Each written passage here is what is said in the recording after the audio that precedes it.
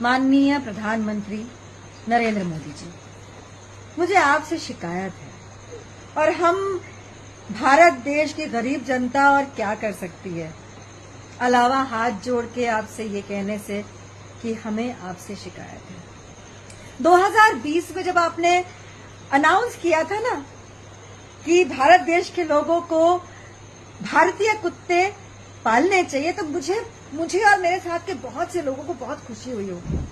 मुझे तो बहुत हुई थी कि अरे वाह, अब इन सड़क के कुत्तों को ना, हमारे भारतीय कुत्तों को घर मिल जाएंगे, प्यार मिलेगा, पेट भर खाने को मिलेगा। फिर एक दिन मैंने गोरेगांव ईस्ट में, हम मुंबई में रहते हैं ना, एक इंसान को एक भारतीय कुत्ता घुमाते हुए देखा, तो मैंने कहा अरे वाह, कितना प्यारा बच्चा है, कहाँ से, यहीं से कहीं से लिया है। लिटरली मैंने ऐसे ही कहा, नहीं हम तो ये राजपल्लम साउथ से खरीद के लाए हैं।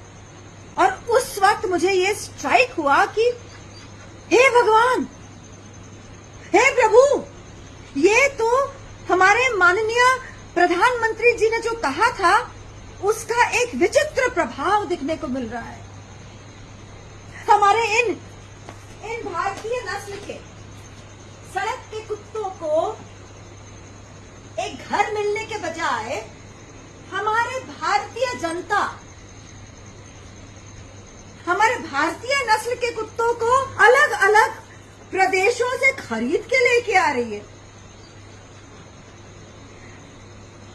तो माननीय प्रधानमंत्री जी, आपने हमारे इन पारिया डॉग्स के बारे में क्यों नहीं कह दिया? उनको क्यों छोड़ दिया? उनने कौन सा गुनाह किया था? वो भी तो उतने ही स्मार्ट, इंटेलिजेंट, प्रोटेक्टिव, लॉयल, सब कुछ है। उनको क्यों इस लायक ही नहीं छोड़ा कि हमारी भारत देश की जनता उनके प्रति भी ध्यान दे? उनका भी नाम ले लिया होता।